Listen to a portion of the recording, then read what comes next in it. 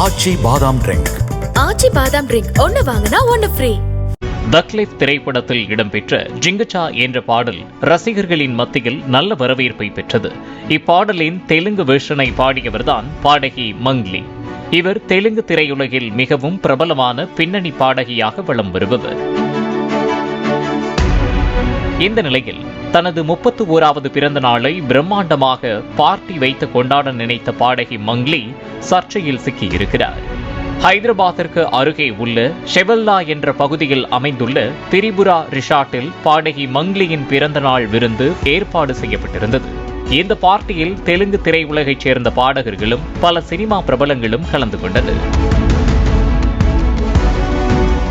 இந்த நிலையில் மங்லி ஏற்பாடு செய்திருந்த இந்த பார்ட்டியில் கஞ்சா மற்றும் சட்டவிரோதமாக வெளிநாட்டில் இருந்து இறக்குமதி செய்யப்பட்டிருந்த போதைப் பொருட்கள் பயன்படுத்தப்பட்டதாக காவல்துறையினருக்கு தகவல் கிடைத்தது. அந்த தகவலின் பேரில் அங்கு குழுவாக சென்ற போலீசார் ரிசார்ட்டில் அதிரடி சோதனை நடத்தினர். அப்போது அவர்களை தடுத்து நிறுத்த மங்லி முயன்றார். ஆனால் போலீசார் எங்களின் கடமையை நாங்கள் செய்கிறோம், தடுப்பதற்கு நீங்கள் யார் என்று கேள்வி கேட்டவுடன் மங்லி அங்கிருந்து நைசாக நகர்ந்து சென்றுவிட்டார். அதனைத் தொடர்ந்து அங்கு போலீசார் நடத்திய சோதனையில் பார்ட்டியில் கலந்து கொண்ட 48 செலிபிரிட்டியில் 9 பேர் கஞ்சா பயன்படுத்தி இருந்தது உறுதி செய்யப்பட்டது. அதனையடுத்து 9 பேரையும் போலீசார் கைது செய்தனர். அது மட்டுமின்றி சட்டவிரோதமாக இறக்குமதி செய்யப்பட்ட போதைப் பொருட்களையும் போலீசார் பறிமுதல் செய்தனர். மேலும் போலீஸ் அனுமதி இல்லாமல் டிஜே கச்சேரிக்கு ஏற்பாடு செய்திருந்ததை பார்த்த போலீசார் அதற்கு பயன்படுத்தப்பட்ட உபகரணங்களையும் பறிமுதல் செய்தனர். இதனைத் தொடர்ந்து அனுமதி இல்லாமல் டிஜே கச்சேரி ஏற்பாடு செய்தது, சட்டவிரோதமாக வெளிநாட்டு மது வகைகளை விருந்தினர்களுக்கு விநியோகம் செய்தது, கஞ்சா பயன்படுத்த அனுமதி அளித்தது உள்ளிட்ட பல்வேறு பிரிவுகளின் கீழ் மங்லி மீது வழக்கு பதிவு செய்யப்பட்டு விசாரணை நடைபெற்று வருகிறது.